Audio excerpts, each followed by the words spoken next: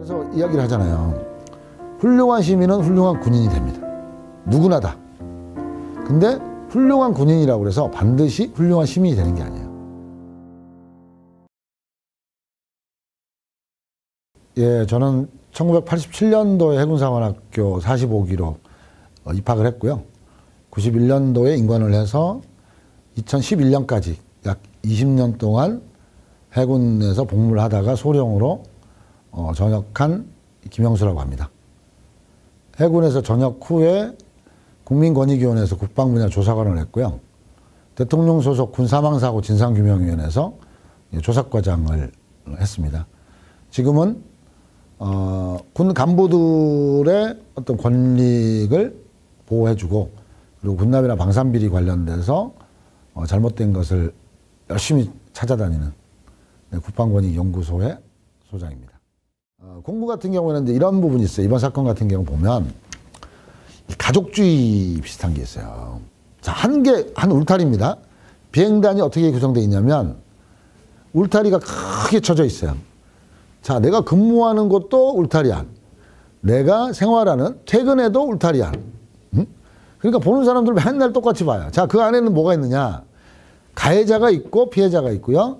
위에 대대장이 있고 단장이 있고요. 그 안에 또 뭐가 있냐면 울타리 안에 또 군사경찰이 있어요.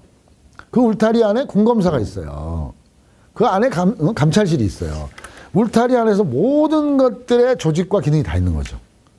그러면 우리는 울타리 안에, 같은 울타리 안에 사는 하나의 동료고 가족이 되는 거예요. 거기에서는 이게 피해자와 가해자가 동일하게 동료가 되는 겁니다. 그러면 이 동료를 보호하는, 그러니까 자, 보호하는데 피해자 우선주의로 전적으로 보호하는 게 아니라 아, 너도 안타깝지만 가해자도 안타까워. 어차피 우리 같은 동료 아니냐. 그러니 너무 가혹하게 하지 마. 라는 의식이 작용을 하게 돼 있어요. 왜냐면, 자, 울타리가 같죠. 그럼 매일 밥을 같은 사람 얼굴 보고 먹어야 돼. 그러면 부사관 간부식당 있잖아요. 그럼 인원이 많지도 않아요. 그러면 뭐 간부식당에서 매일 최소한 하루에 한 끼 점심은 얼굴 보면서 먹는 겁니다. 그러니까 검찰도 와서 먹고, 군사경찰도 먹고, 지휘관도 같이 먹고, 감찰도 같이 먹고, 매일 보는 사람이에요. 매일 보는 사람인데 이 친구가 이 친구를 가해를 했단 말이에요. 그러면 거기서 이제 냉정하게, 자, 여태까지는 우리가 같은 동료였는데 이 사건이 딱 발생이 됐습니다. 자, 이제부터 냉정하게 우리 조직에 블럭을 다 칩시다. 자, 이제 조직적으로 해봅시다. 이게 되냐고요? 안 되죠. 그러니까 민간에서의 보는 시각은, 자, 내가 경찰서하고 같이 근무하나요? 같이 밥 먹어요? 내가 검찰하고 같이 밥 먹어요? 기자들하고 아니잖아요. 그냥 모르는 사람들이에요. 그냥 자기 일을 하는 거예요. 근데 여기 울타리 안에 있으면 그게 아니잖아요. 그러니까 그러니 온정주의가 생길 수밖에 없어요. 근데 만약에 거기서 군사경찰 군사경찰 모 대위가 이렇게 하시면 안 됩니다. 원칙대로 해야 됩니다. 이거 구속해야 되고 처벌합시다. 라고 하는 순간 그 대위는 어떻게 되는지 알아요? 왕따가 되는 거예요. 그래? 너만 그렇게 원칙주의자고 너만 잘났어? 자, 이러면 얘가 당하는 거예요. 근데 민간에서는 어떤 경찰이 이거 원칙대로 해야 됩니다. 이 사건은. 누가 뭐라고 안 하잖아요.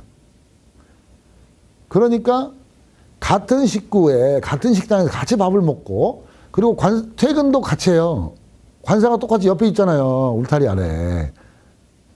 그러니까 잠도 같은 공간에서 같은 건물에서 있죠. 출근도 같이 하죠. 밥도 같이 먹죠. 매일 이런 것 쪽에서 우리가 원칙과 어떤 이런 냉정함을 따진다는 게 어렵단 말이에요. 이게 이 사건이란 말이에요. 그러면 이제 거기서 끝나느냐, 울타리 안에서. 그러면 이제 공군본부로 넘어가잖아요. 그래도 또 똑같은 거예요. 다 아는 사람들이잖아요. 그러니까 군에서는 정보가 가장 빠른 곳이 어딘 줄 아세요? 군 관사의 아줌마들이 가장 빨라요. 정보가 바로 들어온다. 리얼타임으로. 제가 진해에서 무슨 일 있다. 우리 동기나 누구. 그럼 5분 내에 와요. 우리 가족한테 전화 와요. 누구 아빠가 다쳤다는데? 누구 무슨 배가 뭐 사고 났다는데? 이런단 말이에요. 그러니까 그런 정도의 이제 범위가 있다 보니 그런 것들이 한계가 있는 거죠. 그러니까 그거를 이해하고 상황을 이 사건을 봐야 돼요. 그러니까 이게 잘 됐다는 게 아니라 특성이 그렇단 말이죠.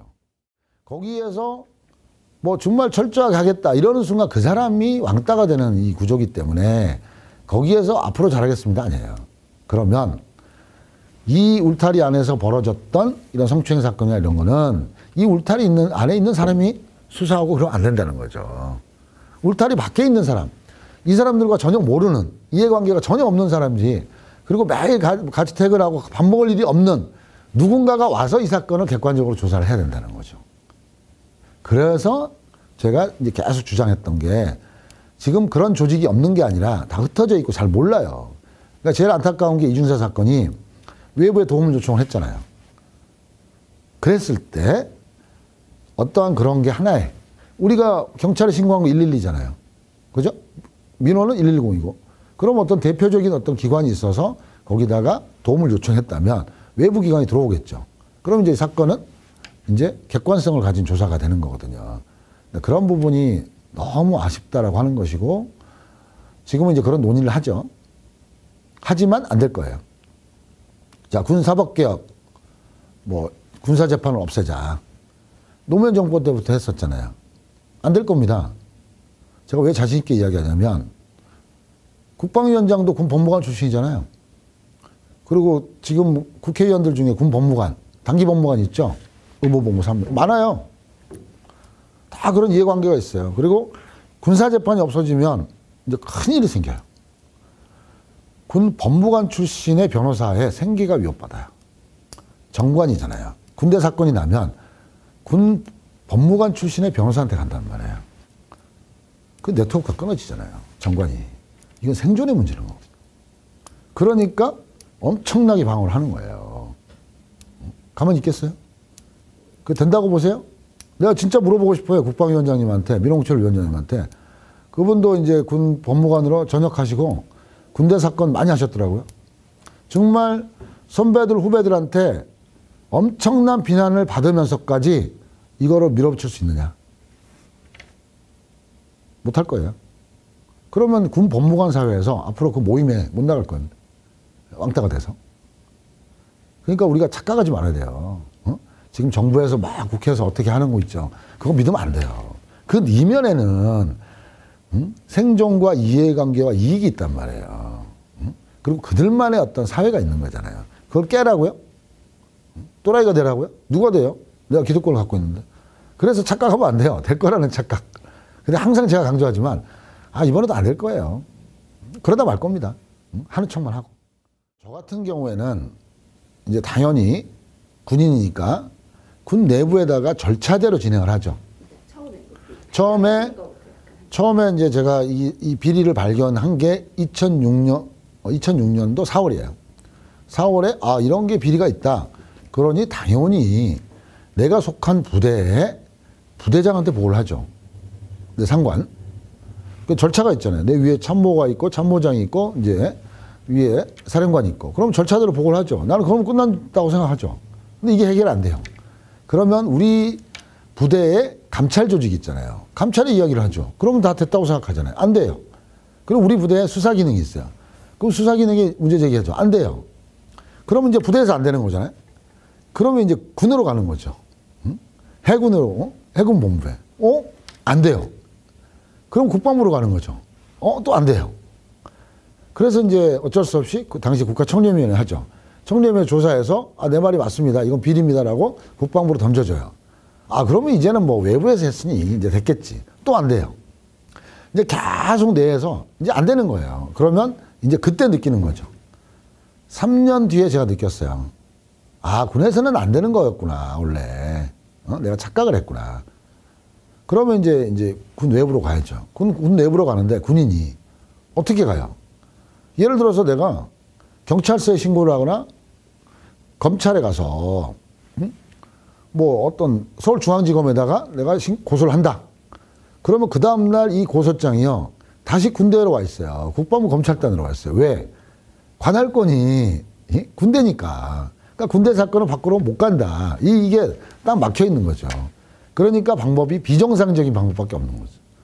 그러니까 이제 뭐 군보 입고 언론 인터뷰를 하는 거예요. 근데 그게 잘못됐다는 거예요. 그럼 어떻게 해야 되느냐? 군에서 있었던 것도 외부로, 그러니까 언론이나 시민단체가 아닌 군을 전담하는 어떤 기관, 국가기관, 그 조사권을 가진 국가기관에 여기에다가 주면 여기에서 군대를 조사할 수 있는, 자, 이런 것들을 만들어주면 이 통로가 연결이 되잖아요. 근데 그걸 좀 만들어 달라는 거고, 근데 그게 지금 일부가 있어요. 바뀐다라고 생각을 하죠. 물론 많이 바뀌었어요. 지금은 몽둥이 갖고 30대씩 밤새도록 안 때리잖아요. 그 많이 바뀐 거죠. 근데 이거 정도로 바꿔가지고는 안 된다는 거죠. 그러니까 뭔가 근본적인 걸 바꿔야 돼, 근본적인 거. 국방부 내에 민간이 참여하는 수사심의위원회 만들고 개혁위원회 만들고 항상 해왔던 방식이에요. 근데 이 프레임 자체를 바꿔야 되는 거거든요. 근데 뭐 어떤 사건만 터지면 제 사건도 마찬가지고, 아, 그러니 이렇게 바꾸겠다, 저렇게. 그래봐야 군대 내 한 울타리 내에서라는 거예요. 그건 한계가 있다니까요. 독립된 이제 우리가 국방 옴부즈만이라고 해요. 아니면 군 인권 보호관이라고 하거든요. 그래서 그런 것이 언제 이야기가 나왔냐면 이제 군대에서 윤일병 사건이라고, 윤일병 사건이 있었죠. 설명을 해줘. 그러니까 윤일병이 군대에 선임들한테 의무실에서 맞아서 구타로 인해 사망을 했는데, 그것이 마치 뭐 사고, 뭐 질병이나 어떤 사고에 의해 사망한 것처럼 이렇게 은폐가 됐었던 거거든요. 근데 이제 결국은 아직 밝혀졌죠. 그러면서 이제 난리가 난 거죠. 아, 군대에다 수사나 조사를 맡겨서는 안 되겠다. 그래서 나왔던 게 국방옴부즈만이고, 그래서 국회나 이런 구성이 됐어요, 여기에. 그래서 그렇게 하기로 했어요.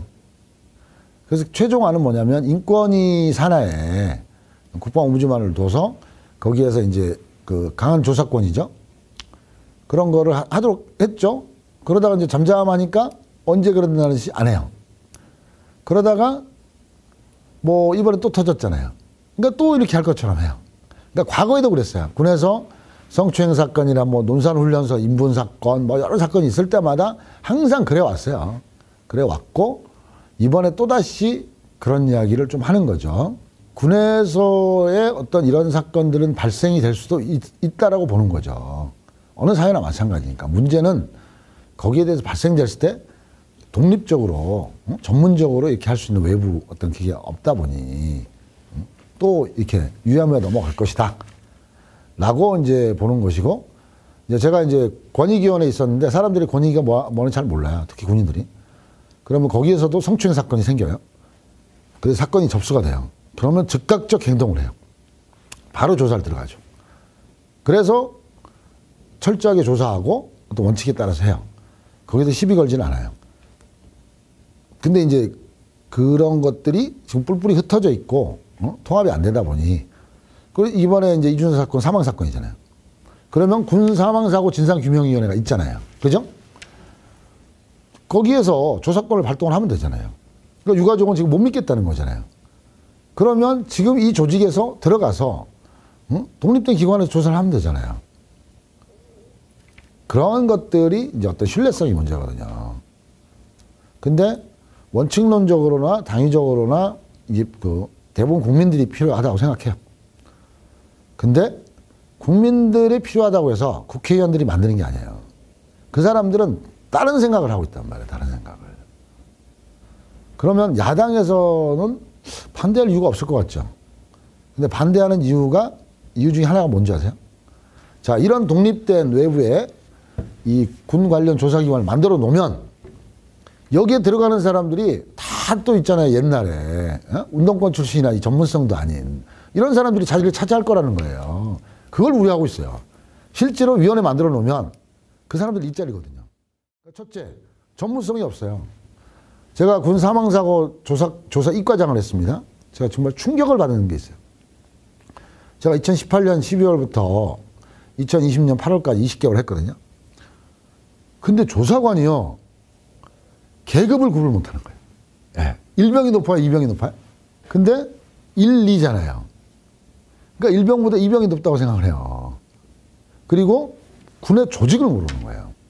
소대, 중대, 대대, 그 다음에 그 육군, 해군, 공군. 그리고 합동참모본부가 있습니다. 합동참모본부가 어떤 역할을 하는지 몰라요. 진짜 모른다니까요? 아니, 뭐를 알아야지 조사를 할 거 아니에요. 조사를. 아니, 생각은 좋고 하는데, 그러면서 뭐라고 하냐면, 군 출신은 안 된대요.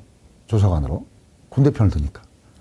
그래서, 저는 낙하산으로 들어갔지만, 저 혼자 군 출신이 있었어요. 처음에 가서 뭐 했는지 아세요? 그거부터 교육했어요. 군대 계급은 어떻고, 육해공군은 어떻게 나눠져 있고, 뭐 이런 거 있잖아요. 이거부터. 이게 환장하는 거예요. 이게 전문성은 기본이란 말이에요. 그리고 군대 편이 아니야. 이걸 떠나서 그러면 여러 사람들이 의논을 해서 하는 위원회이기 때문에 충분히 가능하거든요.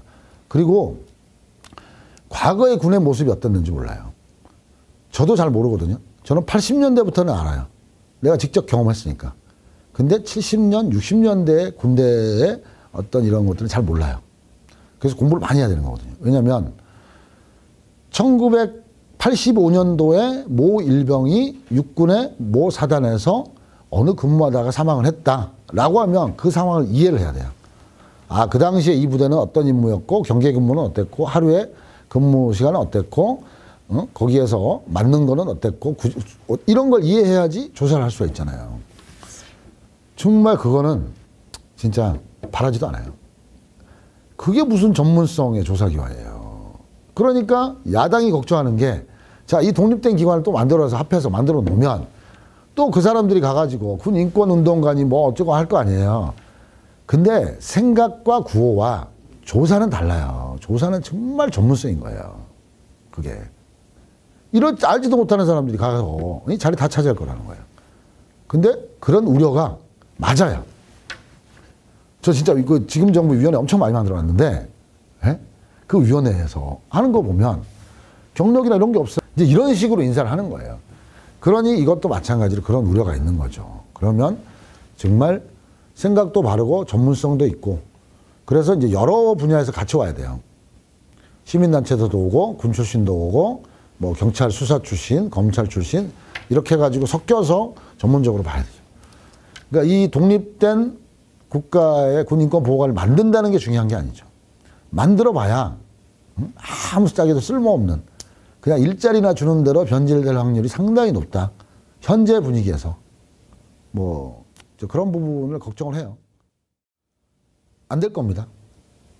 자, 군사법개혁은 그쪽 출신들이 너무 세요. 그래서 뭐 국회나 이쪽에서도 안 움직일 거예요. 언론에서 열심히 하잖아요. 안 돼요. 그게 꼭 필요해서 돼야 되는 것과 되는 건 달라요. 그리고 지금 정치권에서 그렇게 해야 될 특별한 정치적 이슈가 없잖아요. 원동력이 뭐가 있어? 동기가 뭐가 있어요? 그냥 이렇게 하는 척 하는 것은 지금 이중사 사건으로 워낙 군사법 시스템이 엉망이니 그냥 언론에서 워낙 비판을 하니 하는 척 해야죠. 지금 이 시간에도 하는 척 안 하면 욕먹잖아요. 그러다 마는 거예요. 그 다음에 독립된 조사기관? 옛날에 수없이 제가 착각을 했던 게 되는구나 라는 생각을 한 거예요. 그래 지금은 그런 생각도 안 해요. 괜히 그런 생각했다가 또 어차피 안 될 거. 그리고 이제 그 군의 어떤 그 독립성이라든가 이런 부분을 많이 따지잖아요. 그러니까 이런 거 독립성을 훼손시키는 건 아닌데도 그런 것들이 있는 거죠. 대통령이 해야죠. 대통령이 강력하게 하자라고 해야죠. 그래서 이거는 대통령이 직접 나서도 쉽지는 않지만 대통령이 강하게 의지를 표명하고 나서지 않으면 안 되는 겁니다. 그럼 민주당에서 어쩔 수 없이 하기는 싫지만 하겠죠. 지금 하려면 얼마든지 할 수 있잖아요. 네, 지금 현재 의석이나 이런 걸로 보면. 근데 왜 해야 돼요? 그러니까 제일 그 국회의원들이요 들어가기 싫어하는 위원회가 국방위원회예요. 아시죠? 그래서 국방위원회를 우리는 뭐 하냐면 노인당이라고 그러거든요. 그러니까 돈 되는 위원회를 간단 말이에요. 국토교통이나 뭐 산자위나 이렇게 하고 이 국방위는 뭐 이렇게 돈 되는 위원회가 아니잖아요. 그러니까 안 가려고 하는 거죠. 대부분 보세요. 그러니까 누가 일을 해요? 지금 국방이 이렇게 보면 정말 진취적으로 일할 수 있는 사람이 몇 명 없어요. 그냥 이런 사건 터지면 장관 불러다가 큰 소리만 쳐요. 그러고 나서 끝이에요. 그럼 니들은 뭐 했어? 국방이 니들은. 니들이 뭔가 만들어내야지 대책을. 그렇잖아요. 뭘 만들어냈냐고요. 진짜 묻고 싶다니까. 그래서 국방위원장은 뭐 했으며 여야 여당의 그 힘 있는 간사 기동민은 뭐 했냐는 거야. 저는 그 걔들을 욕을 하고 싶은 거야. 국방위원들을. 비싼 돈 주고 이렇게 해가지고 막 큰 소리만 치지 말고 실제로 한번 해보라는 거예요. 그러니까 지금 문재인 대통령 대선 캠프에 제가 공익제보지원위원회 제가 기획팀장을 했어요. 그리고 이제 민주연구원에서는 제가 방산개혁특별분과위원장을 했고요. 그래서 이제 이 공익제보 관련돼서 우리가 하나의 한 라인을 만들자라고 해서 청와대 한 라인을 만들고 그 한 라인을 가지고 움직일 수 있는 조직들, 재단들 뭐 이런 걸 다 하도록 했거든요. 근데 다 들어줄 것처럼 하더라고요. 근데 제 예상이 정말 맞았어요. 박근혜 정권 때 우리가 그 전에 세미나를 했단 말이에요. 공익제보 활성화나 이런 거에 대해서. 그래서 민주당 의원들 관심이 많더라고요. 그래서 제가 뭐라고 그랬냐면 의원님 지금 여기 계시는데 정권 바뀌면 이 자리에 지금 그날 한나라당인가? 이 의원님들이 앉아 계실 겁니다. 에? 그리고 어차피 권력을 잡고 나면 이게 불편하거든요. 권력에 대해서 일종의 잘못된 점을 지적하는 거잖아요. 그래서 안 될 거라고 그랬어요. 역시나 안 되더라고요. 이게 권력의 속성이거든요. 권력은 내부에서 그 권력의 문제를 제기하는 걸 싫어해요. 자, 이번에 예를 들어서 내년에 또 정권이 바뀌어요. 그럼 지금 민주당 쪽에서 공익신고 뭐 이 제도 활성화한다고 또 세미나 같이 할 거예요. 저랑 얼굴 또 보고 있을 거예요. 야, 지금 정권에 대해서 뭐 어떠고 이렇게. 지금 정권에는 국민의힘 의원들하고 우리가 좀 이제 그런 쪽에서는 이야기를 한단 말이에요. 그러니까 이런 무한 반복이에요. 그러니까 불편한 거죠. 그러니까 그 불편한 거를 해내는 것이 국민이 바라는 것이고 그게 진짜 국민한테 지지를 받는 건데 그러니까 보는 시각이 아주 좁아요. 국회의원들이 뭐 엄청나게 대단하고 큰 일을 한다고 생각했는데 그렇지 않아요. 그냥 자기들 세계에서 이 눈으로 보는 거예요.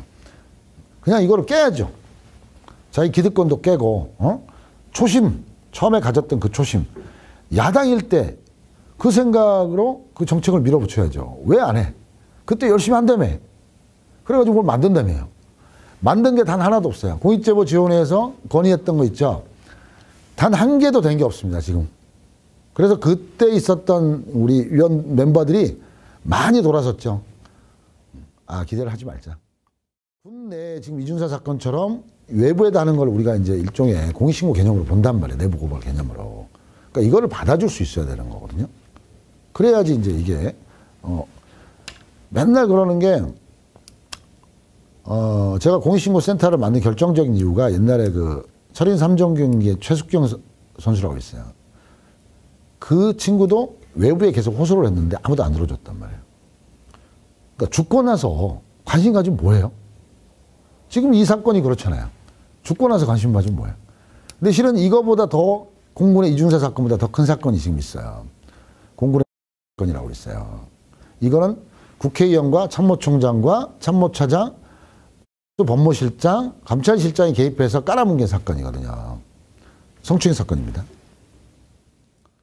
근데 왜 이슈가 안 됐느냐? 안타깝게도 이준사 사건은 본인이 극단적 선택을 했잖아요. 그러니까 관심이 있는 거잖아요. 지금 약 먹고 버티고 있잖아요. 그래서 관심이 없잖아요. 관심이 없다가 만약에 진짜 가 나쁜 생각을 하면 어떻게 합니까? 그때 가서 관심 가지고 뭐예요? 이미 상황 끝난 거잖아요. 그런 걸 관심을 가져주라는 거거든요.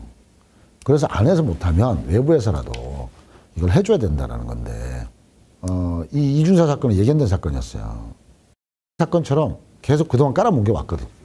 권력에 의해서. 이 사건도 이 당사자 이게 책임을 져야 되는 게 대령이거든요. 처벌받는 사람 하나도 없고요. 그리고 이 사건을 조사했던 이 감찰의 소속의 조사관이 있어요. 지금 이 조사관은 철저하게 조사를 했고 원칙대로 처리하자라고 한 주장을 했어요. 그래서 오히려 지금 이 조사관이 조사를 받고 있어요. 그래서 이 조사관이 처벌받을 수도 있어요. 지금 이중사 사건을 이제 수사를 하고 있지만 여기서는 철저하게 수사해서 밝힌다고 하잖아요. 그러면서 한쪽에서는 이 사건은 지금 깔아뭉개고 있는 거죠. 그게. 그러니까 지금 뭐 마치 이번 계기로 해서 뭔가 제대로 할 것 같죠? 안 해요. 그게 조직이 쉽게 바뀌잖아요. 근데 이거 두 개를 제대로 처리하지 않는 이 당사자가 똑같아요. 내 편이 하면 봐주고 남 편이 하면 물어뜯고. 그러니까 내 편이라 하더라도 잘못하면 잘못한 거에 대해서 냉정하게 처벌을 해야지 그 신뢰를 하는 것이. 근데 그렇게 안 하고 있잖아요. 지금 군에서 그래서 부글부글 끓는 거예요. 그거 뭐냐. 그럼 군인들은 내부에서 눈이 없고 귀가 없어요? 단지 말을 안 할 뿐이지. 그런 평가를 지금 받으면 안 되는 거죠. 그러면 정당하게 했어야지. 이게 근본적으로 딱 어떻다라고 하기가 상당히 힘들어요. 그 속에서 살다 보면, 울타리에서 같이 살다 보면, 사는 사람들끼리 매일 보고, 뭐 같이 밥 먹고 하는 사람들끼리 이거를 원칙을 지킨다? 그리고 내가 생각을 똑바로 갖는다? 그러면, 너는 네가 맞고 원칙주의니까 너는 참 존경할 만해. 그래, 너는 참 좋은 친구다. 라고 하지 않아요. 응? 그래, 너만 잘났어? 이렇게 왕따를 당한단 말이에요. 그러면 이제 물론 개개인의 의식이라든가 이런 것들이 바뀌어야 되는 거죠. 바뀌는 게 맞고. 그러면 교육 체계부터 시작해서 그렇게 가는데, 근데 아무리 이제 뭐 좋은 생각을 갖고 했다 하더라도 그 조직으로 들어오면 이 조직의 생리가 있어요. 거기 내에서는 어쩔 수가 없어요. 그래서 그나마 이런 것들에 대해서 외부의 기관에서 조사를 하는 것이 그나마 현실적 대안이다라고 하는 거죠. 일단은 군대 임무가 사회하고 이 임무가 달라요. 그래서 그 군대는 무엇을 해야 되느냐, 군인들은 무엇을 해야 되느냐, 이걸 일단 나라를 지키는 거잖아요. 그 두 번째, 그러면 나라를 지키려면 뭘 해야 돼요?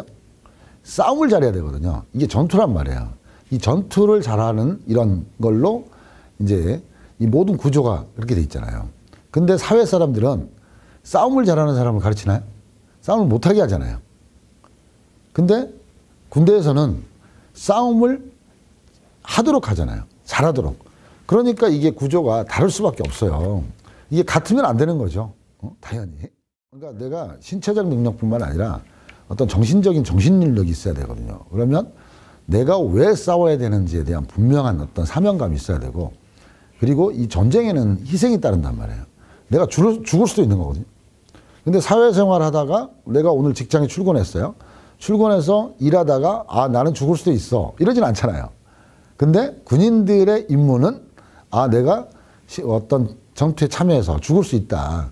이런 생각을 당연히 갖는 직업이란 말이에요. 그러니까 이 정신적으로 그런 거에 대한 어떤 사명, 충성, 그리고 이 전투라고 하는 게 되게 무섭잖아요. 그 무서운 그 환경에서 내가 도망치지 않아야 되잖아요. 그리고 일반 사회에서는 내가 이 회사가 어려워, 일도 힘들고, 그럼 그만두면 되잖아요. 근데 군인은 그만두면 안 되잖아요. 그 현장을 끝까지 지켜내야 되는 거잖아요. 그러려면 뭔가에 대한 강한 동기부여, 그리고 어떤 조직에서 이 철저한 위계 질서와, 그리고 만약에 그걸 이탈했을 때는 강력한 처벌이 필요한 거죠. 내가 회사에 사표를 썼어요. 처벌이 없잖아요. 근데 어떤 임무를 받았는데 그거를 안 하겠다고 하던가 중도 포기했어요. 그러면 강력한 처벌을 받는 거잖아요. 그러니까 이 구조가 다르다라는 것을 먼저 이해하고 들어가야 돼요. 근데 군인들을 보거나 군대를 볼 때, 우리 사회 민간 영역에서 왜 저러지? 민간 영역의 기준을 가지고 보는 거예요. 그러니까 이해를 못할 수가 있죠. 처음에는 제가 자발적으로 그런 생각을 가졌다고 생각하지 않아요. 그러니까 고등학교를 졸업식 하기 전에 가거든요. 그러면 20살 먹자마자 1월 달에 군대를 가요. 거기서부터 특수훈련을 받아요. 특별훈련이라는. 그런 과정을 계속하고 이제 계속 주입을 시켜주죠. 너희들은 무엇을 해야 되는 사람이다. 그러니까 조직의 이제 군의 리더가 되는 거죠. 그러면서 리더가 되려면 일단은 가장 중요한 게 내가 어떤 실력을 갖추는 것보다는 내가 모범이 돼야 되는 거잖아요. 그래서 이제 그 사관생도 혼내보면 이런 말이 있단 말이에요. 가장 먼저 하는 게 귀가는 포연탄후 생사간의 부활을 지휘할 수 있는가 이거거든요. 그러니까 어떤 어려운 상황 속에서도 자기가 그런 거에서 흔들리지 않는다. 이런 게 첫 번째고, 두 번째는 귀가는 정의를 행함에 있어 닥쳐오는 고난을 감내할 수 있는가. 어떤 정의라는 거거든요. 그러면 이제 이 사회에서는 그러한 것들을 강요하지 않잖아요. 특히 자본주의 사회니까. 그런데 군에서는 어떤 그러한 것들에 대해서, 그리고 우리가 항상 외우는 거 있죠. 매일. 우리는 무엇을 해야 된다. 장교는 무엇을 해야 된다. 그래서 장교의 책무라는 게 있단 말이에요. 그럼 거기 대부분 국가에 대한 충성심, 군인으로서의 사명감, 국민에 대한 그 봉사, 이런 개념을 계속 갖고 있어요. 그래서 그런 부분들이 계속 확립이 돼서 50개월이라는 이제 이 교육 기간을 거치고 나오는 거죠. 근데 거기서 문제가 좀 있어요. 그렇게 이제 세뇌를 하다 보면 내가 자발적 의사가 마치 내가 그런 것 같지만 실제로 세뇌를 받은 거거든요. 근데 그 당시에 제가 87년도에 그 상원학교 입학을 했는데, 그 당시에 이제 민주화 시효가 엄청 많았어요. 그래서 우리는 교육을 토요일 오전마다 계속 저 TV를 보면서 교육을 받아요. 저거는 북한의 지령에 의한 만들어진 이게 데모라고 하죠. 데모다. 그래서 저런 거에 대해서는 우리가 이제 소위 말해 좌빨이라고 하죠. 어떤 그런 교육을 엄청 많이 받은 거죠. 그런 상태에서 아, 이게 아니다 라고 생각을 하더라도 그때 받았던 어떤 기본적인, 그러니까 이제 우리가 이념적으로 보면 군인들은 왜 다 보수일까 라는 생각을 많이 하잖아요. 그럼 그렇게 처음부터 가르쳐진 거예요. 20살 되자마자 사회생활도 하지 않았는데 대학생활도 우리는 안 하잖아요. 그런 상태에서 그런 주입식 교육을 받으면 당연히 아, 그런가 보다 이렇게 생각하는 건 당연한 거 아닌가요? 이 국가를 사랑하는데 내 군을 사랑하는 것이 곧 국가를 사랑하는 것이라고 가르쳐요. 그러니까 우리 내부의 조직, 내가 속해 있는 어떤 그 예를 들어서 함대, 내가 속해 있는 어떤 함정, 여기에 대해서 내가 비난을 하는 것이 곧 군대를 비난하는 것이고, 그게 곧 국가를 비난하는 것이다. 라는 이제 이런 게 연결고리가 이렇게 있는 거거든요. 그러다 보니까 이 조직에 대한 충성이 곧 국가에 대한 충성이고, 국가에 대한 충성이 곧 국민에 대한 충성이다. 이런 것들이 잘못 머릿속에 심어질 수가 있어요. 그러다 보니 이제 시대마다 좀 달라요. 60년, 70년, 80년대에 군 생활에 시작했던 사람과 지금 후배들은 2000년도 이후에 이제 이렇게 군 생활을 시작하는 그런 그 친구들하고는 사고가 다르죠. 그리고 사회적 분위기도 다르고. 그래서 과거의 군사 독재 때에 그 군 생활을 시작했던 그 우리 선배들은 이런 거죠. 감히 국가에 대항을 해? 그러니까 시위라고 표현을 안 하고 우린 데모라고 하거든요. 이 데모꾼들이 감히 국가가 일을 하는데 국가에 대항을 한단 말이야? 저거는 반역이다. 이런 생각이 무지 강하단 말이에요. 그 사람들 생각에서는. 그러니까 국가는 다 무조건 선이거든요. 물론 그 내면에 어떤 그 정파적인 이해관계, 정파적인 어떤 생각이 있다라는 것을 잘 생각을 안 해요. 그 당시에는. 왜? 배워본 적이 없잖아요. 단 한 번도 비판적 사고방식, 국가에 대한 비판적 사고방식을 배워본 적이 없고, 그런 거에 대해서 우리가 소위 말하는 이제 철학이라는 거 있잖아요. 배워본 적이 없잖아요. 그러니까 철학은 우리가 군사 철학을 배우지 일반 인문 철학을 배우지 않는단 말이에요. 그런 부분이 이게 옳다라는 건 아니에요. 과거에 그랬다는 것이고, 이제 그것이 이제 어떻게 이 달라져야 되느냐. 지금의 그 MZ 세대는 그런 교육을 시키면 안 되죠. 지금 세대는 내가 무엇을 해야 되는 동기부여가 내 스스로 이게 나와야 되거든요. 그럼요. 그러니까 이런 생각을 자꾸 주입을 시켜줘요. 우리가 곧 국가의 최후의 보루다. 우리가 무너지면 대한민국이 무너지는 거다. 그러니 우리가 그러한 최후의 보루로서의 어떤 역할을 해야 된다. 그리고 우리는 그 정도의 충분한 능력도 있고, 그리고 이 정도의 교육을 받는다. 그래서 그 당시에도 우리가 많이 맞았거든요. 훈련도 가혹했지만 빠따도 많이 맞았어요. 그런데도 그때는 당연하게 생각을 했어요. 아, 그것이 우리를 훈육, 교육의 과정이라고 착각을 하면서 이제 살았던 세대. 그러니까 지금 생각하면 좀 안타까워요. 아, 그것이 곧 정의라고 생각을 했으니까. 상관의 지시나 명령은 곧 이 국가의 명령이라고 생각을 해요. 그래서 우리가 군형법에 보면 그런 게 있잖아요. 상관의 명령에 대해서 명령을 거부하거나 명령을 실행하지 않으면 처벌 권한이 있어요. 그게. 근데 일반 사회에서는 그렇지 않잖아요. 그러니까 예를 들어서 회사에서 어떤 업무 지시를 했는데 안 했다. 그러면 그거를 뭐 연봉을 삭감하든가 아니면은 해고 처분하든가 이런 식의 있지만 군에서는 그 지시가 곧 명령이라서 군형법상 엄격하게 처벌을 받는 거예요. 그러니까 저 명령이 과연 진실이고 타당하냐 이거를 따지거나 생각하지 않아요. 그 생각할 힘을 우리는 배우지 않았어요. 그냥 시키면 하는 거죠. 이제 그런 것들에 대한 갈등이 좀 이제 군대를 좀 알고 나이를 먹고 하면서 이제 그런 갈등이 생긴 거예요. 아, 저러한 명령과 지시가 이 국가의 도움이 아닌 게 아니라 자신들의 이익을 위해서 하는구나 라고 하는 그런 상황에 이제 접하게 되는 거죠. 그래서 그런 상황일 땐 대부분 회피합니다. 알지만 모른 척 하고요. 알려고 하지 않아요. 그 명령이나 지시에 이면에 어떠한 것들이 숨어 있는지를 알고 싶지 않은 거죠. 그걸 아는 순간 머리 아프잖아요. 생각해야 되잖아요. 모르면 편하잖아요. 나는 시키는 대로 했어. 그래서 이제 그 얼마 전에 박근혜 정권 말기에 그 계엄 문건, 그러니까 계엄 문건이 나왔고 그 계엄의 시행 계획을 세웠던 당사자들이 있어요. 그 당시 기무사령부의 실무자가 대위, 소령, 중령, 대령이었어요. 그래서 그 친구들이 진술서가 있어요. 그 진술서에 그 친구들이 하나같이 뭐라고 썼냐면 나는 상관의 명령, 지시에 의해서 일을 했을 뿐입니다. 그런데 왜 내가 잘못이 있습니까? 나는 잘못한 게 아무것도 없습니다. 이런 걸 쓴 거예요. 그래서 옛날에 그 유명한 그 이야기가 있잖아요. 그 나치 독일에서 부역했던 그 독일군 그 수용소 책임자가 한 말이 있잖아요. 그래서 수백만 명이 이제 거기서 사망을 했는데 그때 한 이야기가 그거예요. 나는 정당한 업무를 수행했을 뿐이고 명령에 충실했던 나는 그런 군인이었을 뿐이다. 그래서 이제 이게 무서운.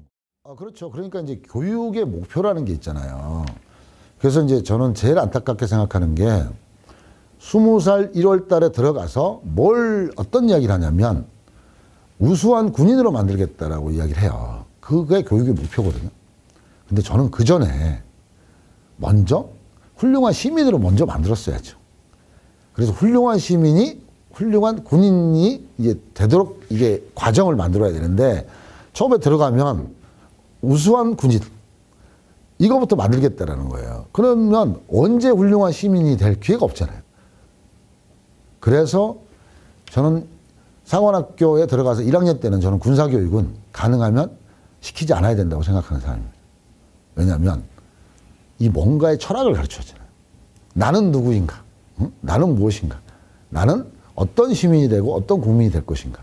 그리고 난 다음에 2학년 때부터는 이 훌륭한 직업군인을 만들기 위한 이 체계적인 교육을 하면 되거든요. 그러니까 군인은 그냥 군인이라고 생각한 거예요. 군인과 시민이 분리가 된 거예요. 그냥 이 사람들은 그냥 시민이고요. 우리는 군인이에요. 우리는 군인만 되면 되는 거예요. 시민이 될 필요가 없는 거예요. 물론 이제 겉으로 보면 그게 군대 조직이 와해시키는 것 같지만 근본적으로는 건강해지는 거거든요. 그리고 그런 것들이 이제 이런 거죠. 그 선배들이 불법적인 지시를 안 하도록, 못 하도록 만들면 후배들이 그런 갈등을 안 하잖아요. 그래서 제가 항상 하는 말이 있거든요, 후배들한테. 어떤 불법적인 지시를 받거나 명령을 하거나 이런 것들이 있으면 나한테 이야기해라. 내가 싸운다. 내가 그런 선배들은 내가 가만두지 않겠다. 그러니까 그러니까 이렇게 해서 자꾸 쳐줘야지 이 후배들이 갈등을 안 하는 거거든요. 그래서 이제 근본적으로 우리가 이제 뭐 거창하게는 철학이고 인문학이에요. 그래서 그거를 처음에 시켜야 돼요. 처음에. 제가 그거를 언제 느꼈냐면 제가 30대 초중반이 돼서 제가 인문학이나 어떤 역사나 이런 것들을 봤어요. 계기가 있으셨나요? 그냥 우연히 책을 하나 봤는데 그런 책을 보면서 깜짝 놀랐죠. 내가 배웠던 역사가 아닌 거예요. 그러니까 우리가 해방 전후사회 인식이라는 그런 책을 내가 봤는데 우리가 배웠던 것들에 대한 어떤 이런 십몇 년 동안에 이게 깨지는 거예요. 이게 어떤 그런 과정을 통해서. 근데 저희는 배운 적이 없거든요. 그러면서 이제 그런 책들을 많이 접했죠. 그러면서 실체적 진실이 뭔지. 그러니까 이제 제가 군대 들어갈 때가 87년이란 말이에요. 그러면 이제 군사독재 때잖아요. 그러면 그때가 이제 전두환 대통령, 노태우 대통령 때란 말이에요. 그러면 그 사람은 사관학교 선배잖아요. 자랑스러운 사관학교 선배이자, 훌륭한 이제 군인 출신이잖아요. 그래서 정말 존경하고, 이분이 훌륭하다. 이랬는데 이분들이 군사 쿠데타를 했고 이런 것들을 나중에 한 거죠. 그럼 몰랐어요. 35살 되기 전에는 저도 몰랐어요. 그러니까 저 같은 경우에는 그런 것들을 찾아서 읽어본 거죠. 확인도 해보고. 그래서 이제 생각 자체가 군에서 보면 약간 좀 소위 말하는 이 진보 쪽이 이제 된 거죠. 그게 제가 억울했어요. 난 15년 동안 도대체 뭐였냐? 나는 왜 그런 거에 대해서 실체에 알려고 하지 않았을까? 내가 배운 거, 그러니까 누군가가 나한테 머릿속에 세뇌했던 이게 실체적 진실이라고 그때까지 알고 있었던 거죠. 그런 거하고 상관이 없어요. 오히려 이게 이제 착각을 하는 게 기계적이고 어떤 무조건 명령에 복종하는 이것만이 국가에 대한 사명이나 충성심이 있다라고 생각을 하는 거예요. 이게 우리가 옛날 일제시대 때부터 내려왔던 이런 상명하복의 교육 방법이거든요. 그러니까 사관학교나 어떤 이 군대가 조직이나 이런 부분들은 미국식을 차용을 했어요. 근데 교육이라든가 사상교육은 일제 거를 그대로 들어온 거예요. 이제 그럴 수밖에 없었던 게 이 군의 태생을 보면 이 해방이 되고 나서 군대가 구성이 됩니다. 근데 구성이 되는데 세 부류가 들어와요. 그러니까 이제 만주나 중국에서 독립운동을 했던 독립군 출신이 있고요. 그 다음에 그 일본군 사관학교, 일본의 사관학교를 나오거나 이런 쪽이 있고, 그 다음에 만주군 출신이 있어요. 이 세 부류가 사관학교를 들어갑니다. 육사를. 그렇게 들어갔고, 그때는 이 만주군이나 일본군 출신 장교들이 그렇게 힘을 많이 못 썼어요. 근데 갑자기 이제 6.25 전쟁이 터집니다. 6.25 전쟁 중에, 독립군 출신의 장교들이 숙청을 당해요. 실제로 이제 그런 사건들이 많아요. 그래서 현지 직결 처분이라고 그래서 당시에 연대장이 이제 만주군 출신 장교였고요. 그 밑에 대대장이 독립군 출신이었어요. 그랬는데 이 전쟁터에서 명령에 불복종했다고 현장에서 즉결 처분을 합니다. 이제 그런 과정을 통해서 6.25 전쟁 때 독립군 출신들의 이 장교들이 거의 대부분 이제 다 숙청이 돼요. 그러면서 거기서부터 이제 만주군 일본군 출신들이 대한민국 군대의 중심에 됩니다. 그 사람들이 이제 권력의 핵심이 돼요. 그러면서 그 사람들의 사고방식으로 인해서 이 군의 교육체계가, 훈련체계가 그렇게 만들어져요. 그러니까 이게 이제 일본식이잖아요. 이제 그러면서 군이 일본식의 어떠한 그 사상, 이런 것들이 접목이 되는 거죠. 그러니까 당연히 옷은 미국식을 입었지만 정신은 일본식이 되는 거죠.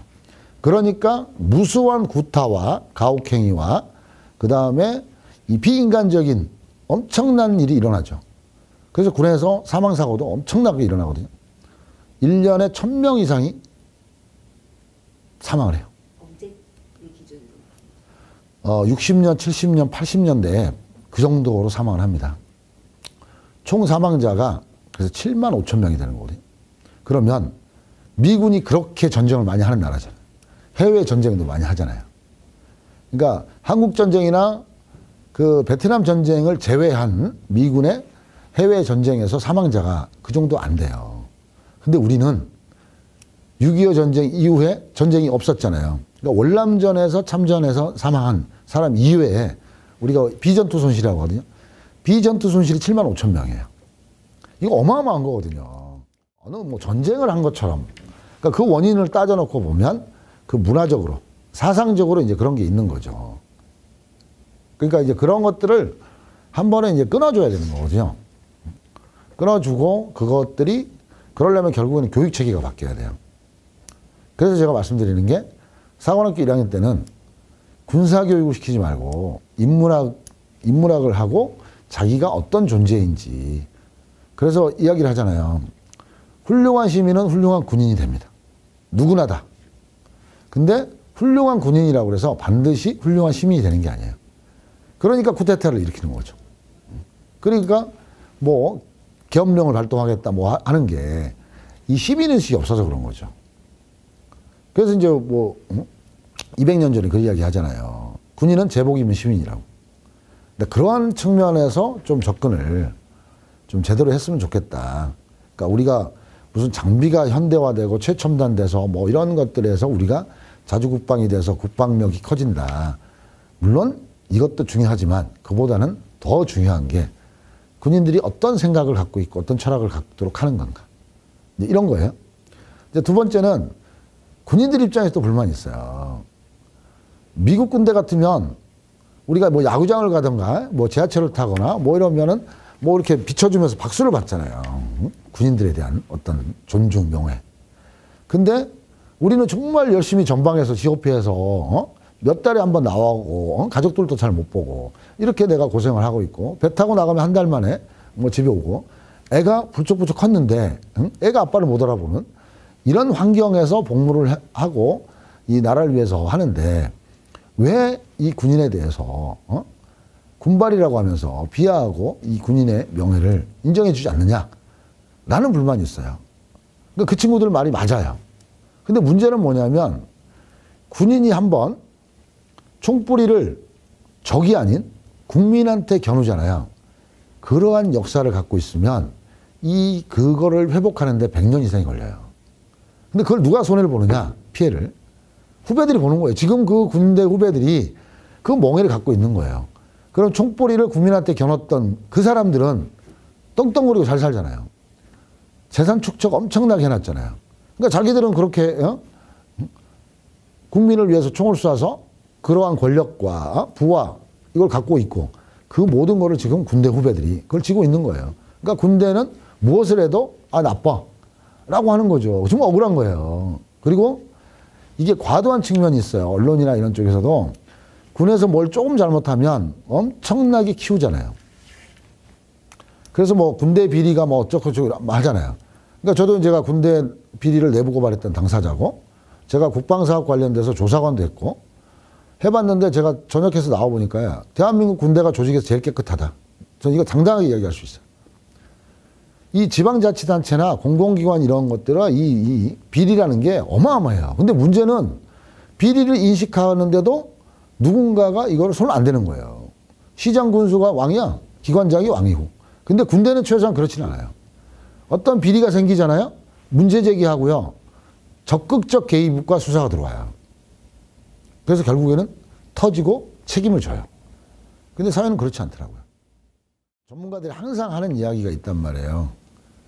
그러니까 우리 부대에서 무슨 큰일이 생기면 지휘 책임이라는 게 있거든요.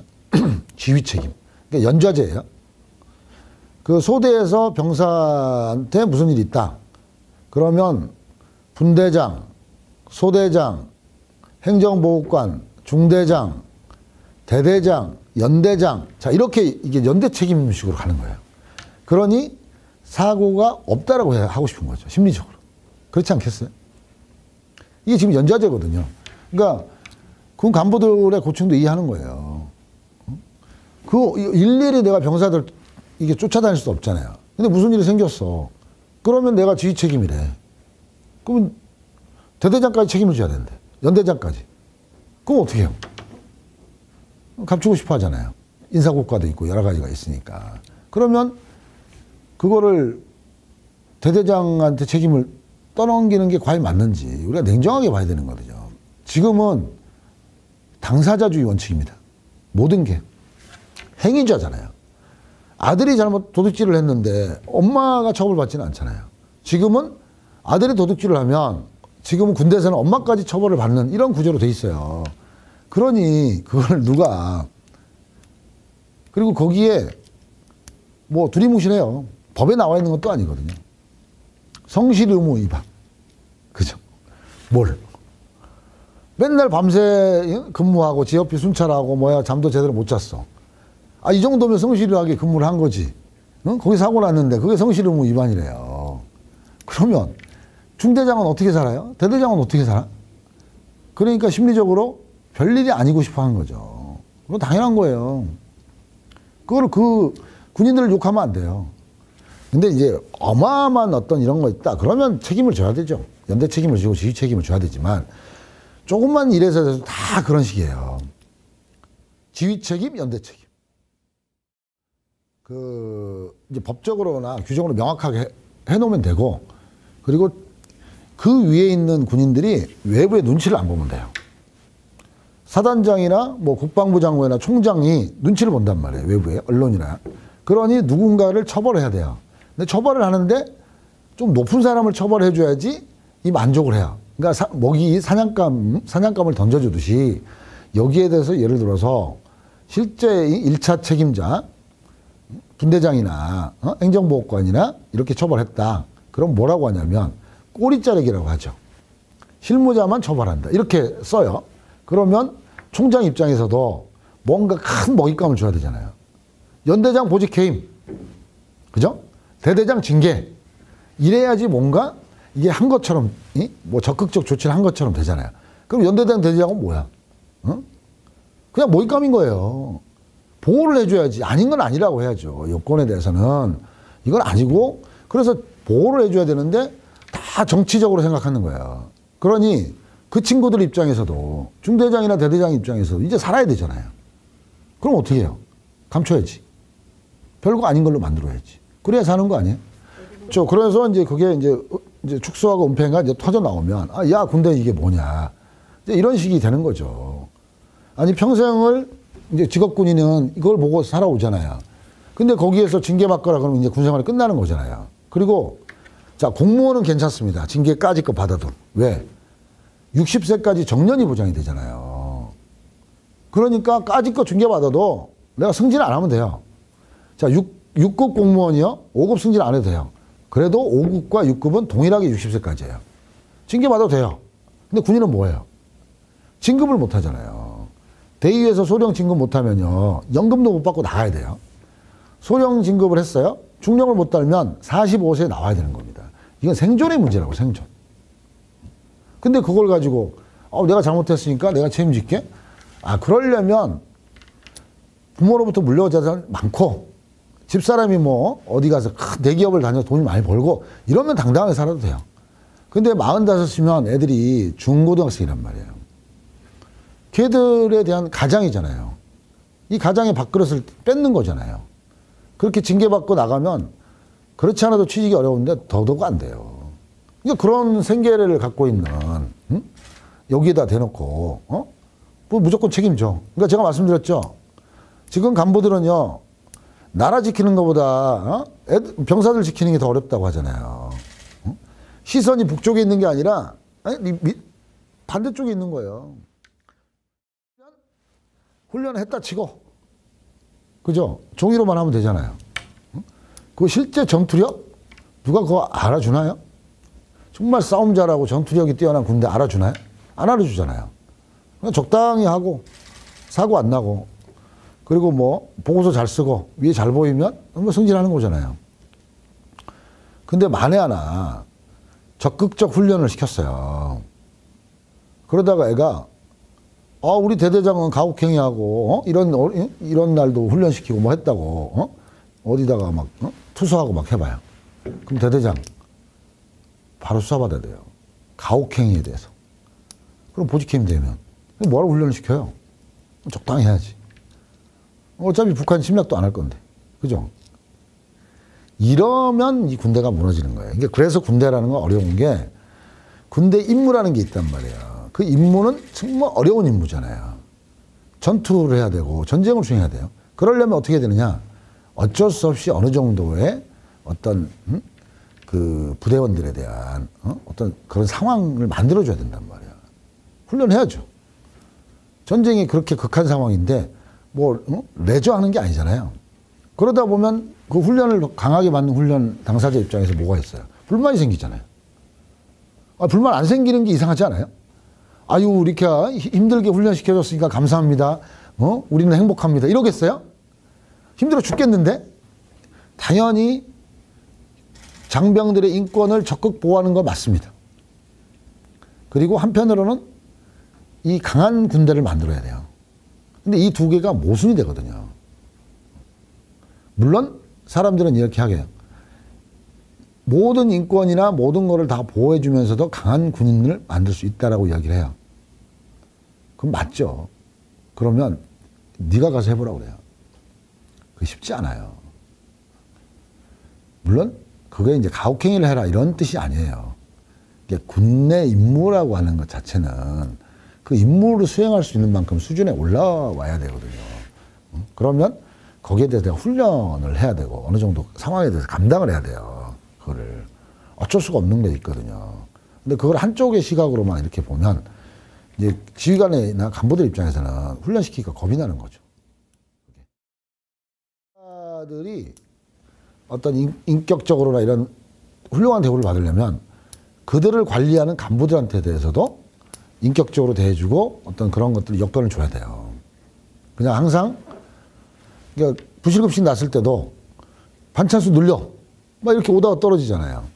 그러면 중간에서는 또 밑에 취사병들한테 하려잖아요. 취사병은 힘들잖아요. 그러니까 위에서부터 이렇게 하면 결국에는 밑으로 가게 돼 있어요. 그러니까 병사들의 인권이나 복지라든가 어떤 이런 것을 향상을 시키려면 그들을 관리하고 있는 초급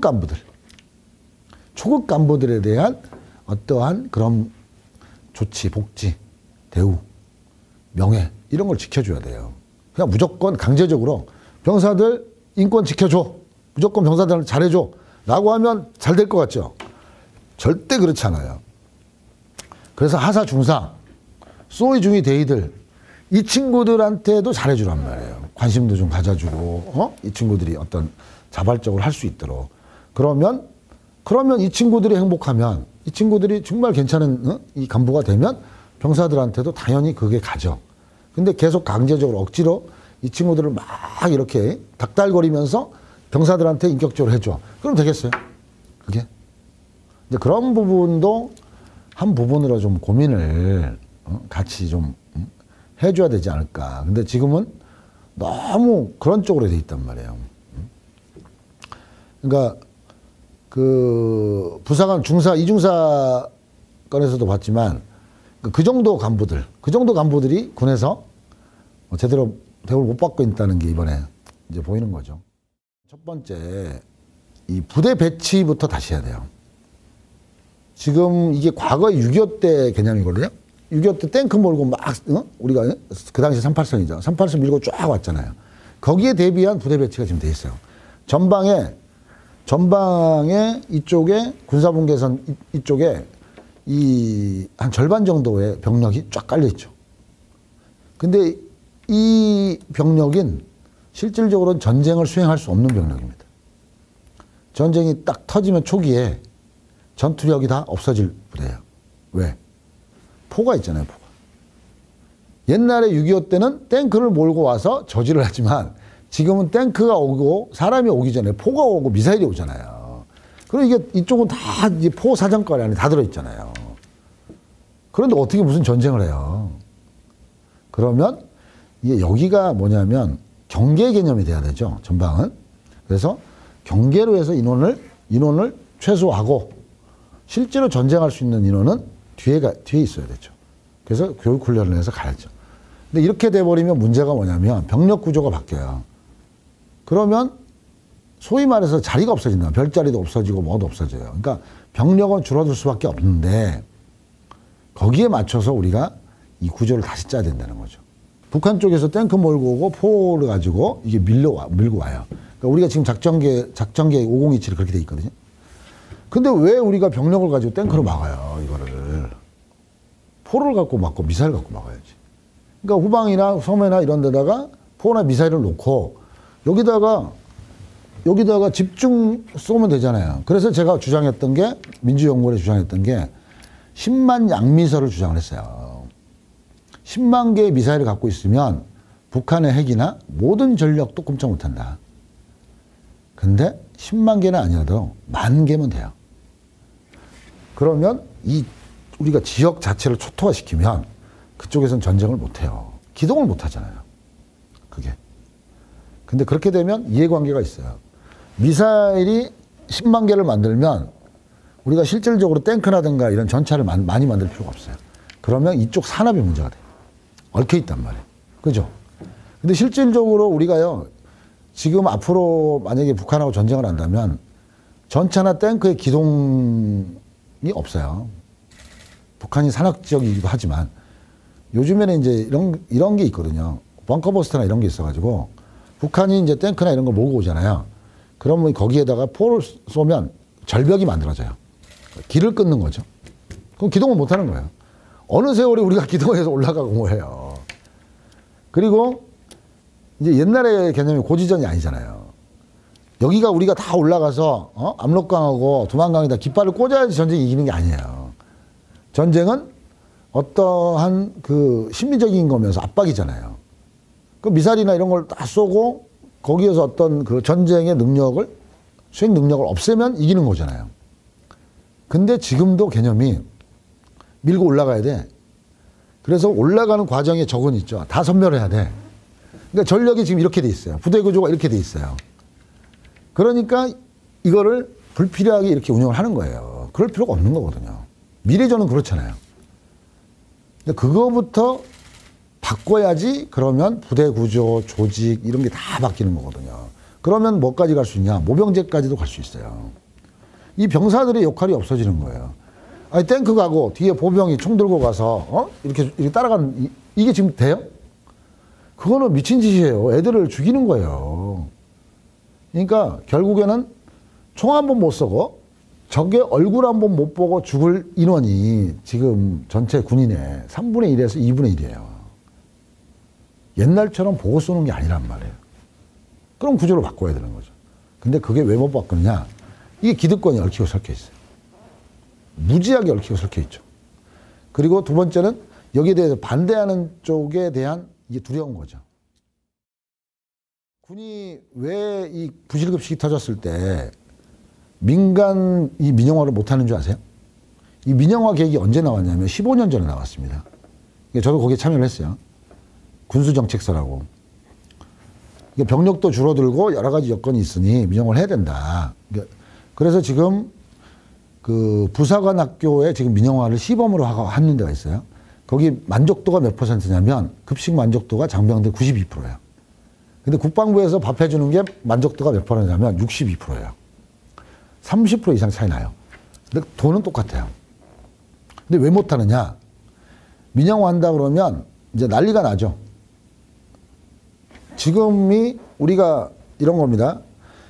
우리가 급식비가 하루에 한 끼에 3,000원이 아니에요. 부식비가 3,000원이에요. 자, 식당에서 내가 갈비탕을 7,000원에 먹어요. 그러면 이거는 갈비탕 가격이 7,000원이잖아요. 그럼 거기에 우리가 말하는 부식비는 얼마 들 것 같아요?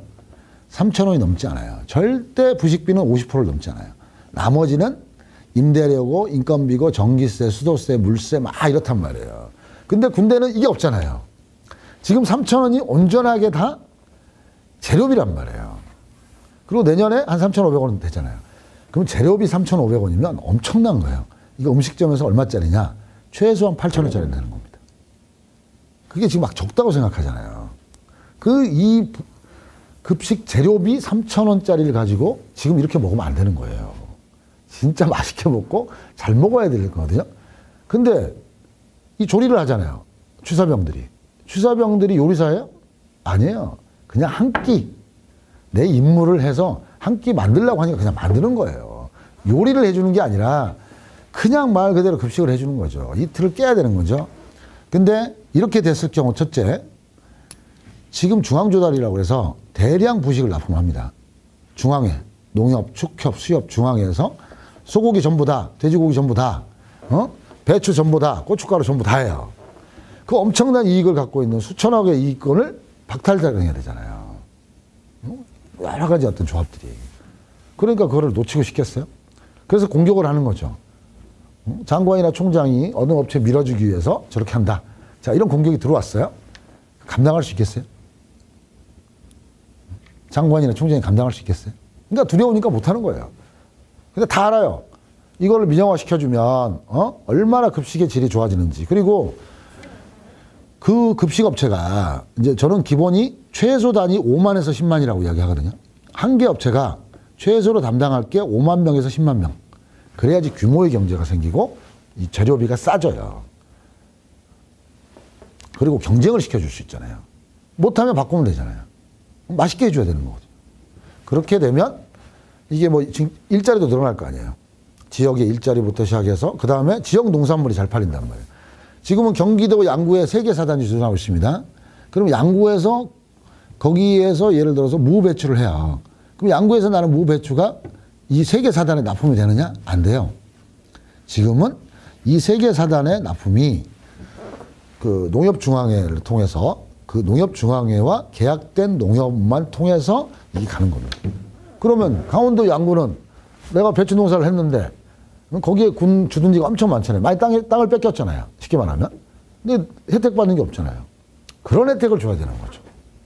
그러면 군에 주둔하고 있는 지역은 거기에서 나는 농산물이나 여러 이런 거는 무조건 내가 주둔하고 있는 부대에 납품한다. 이런 생각을 가지면 주둔해 주는 게 주민들한테는 고맙죠. 사랑스럽잖아요. 이게 연대가 되고. 그리고 거기 주민들 일자리도 생기잖아요. 여러 가지. 그럼 얼마나 좋겠어요. 이 군대가 내 직장인 거예요. 응? 내가 농사 지면 군에서 사주는 거예요. 이런 거를 해야 되는데 지금 그런 식으로 다 이해관계가 얽히다 보니까 아까 국방개혁 말씀하신 요지가 그냐면 그러한 것들을 깨야 되는 거죠. 기존에 있는 갖고 있는 이해관계와 어떤 이런 것들을 깨고 해야 되는 건데 그런 거를 다 얽히고 설켜서 못한단 말이죠. 그래서 결론은 어려울 것이다. 네, 이게 제 결론입니다.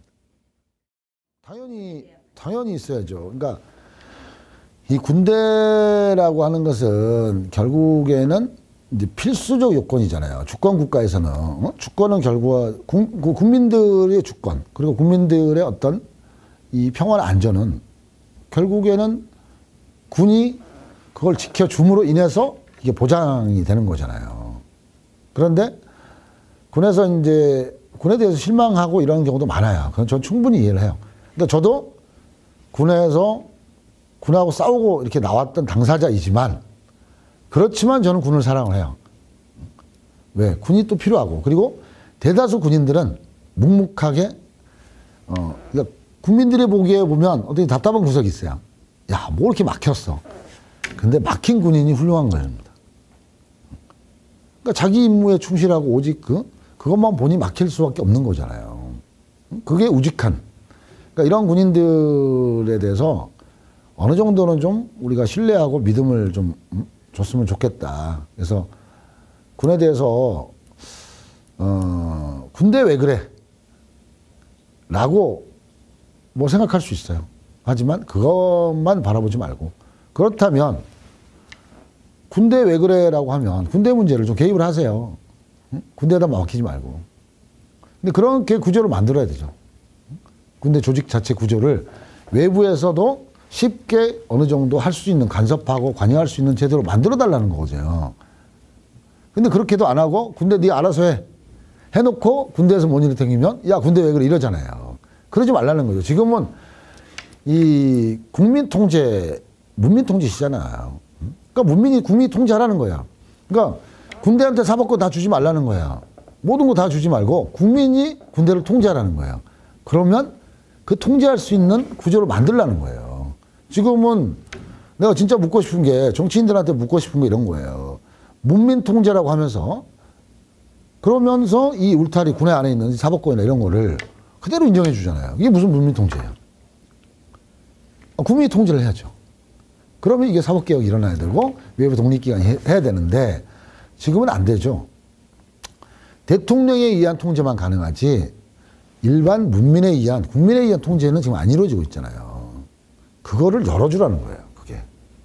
그게 군사법개혁이고 어떤 독립된 조사 권한을 준다라는 건데 그걸 주고 나서 잘못하면 국민들이 가서 뭐 직접 조사도 하고 잘못된 걸 짚으라는 거죠. 근데 그렇게 지금 안 돼 있잖아요. 울타리를 막아놓고 무슨. 근데 그거는 국민들은 그런 걸 다 원하는데 정치인들이 지금 안 하는 거잖아요. 그래서 군대에 대한 잘못을 지적하는 것도 좋지만 이 구조를 방치해 놓은 정치인들에 대해서 국민들이 채찍을 저는 강하게 휘둘렀으면 좋겠다. 이게 저는 국방개혁이라고 생각해요. 이제 국방개혁은 수없이 이야기를 했었고 거기에 대해서 이제 그 외부에서 충분히 물론 이제 여러 가지 전문성이나 이런 사람들도 했었고 이게 다 맞아요. 맞는 이야기도 많아요. 근데 결국에는 뭐냐면 울타리를 열어놓지 않은 거예요. 그러니까 우리가 시와호도 마찬가지로 이 호수를 만들어 놓고 방파제를 닫아놓은 상태에서 아무리 우리가 정화 작업을 해봐야 그 물은 어차피 정화되지 않고 깨끗해지지 않아요. 그럼 어떻게 했어요? 방파제 수문을 열는 거죠. 열어서 이 물이 들어와서 순환을 시키는 거거든요. 그러니까 이것도 마찬가지로 군이 하려면 열어야죠. 철조망으로 둘러싸인 이거를 일부는 열어서 외부의 물이 들락날락 할 수 있도록. 그 제도가 뭐냐. 그래서 이제 군에서 이 재판권을 없애라는 게 그 말이거든요. 그럼 어떤 사건에 대해서 개입을 하잖아요. 그죠? 그리고 조사 성추행 사건 이런 것도 외부에서 조사를 하잖아요. 그러면 이게 물이 흐른단 말이에요. 순환이 되는 거거든요.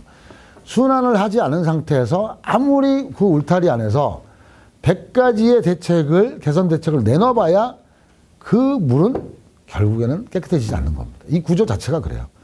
그리고 문민통제 이 자체의 취지가 이런 거거든요. 군대 문제에 대해서 정말 특수한 것을 제외하고는 민간이, 국민이 통제하라는 거죠. 이걸 지금 못하게 만들어놨잖아요.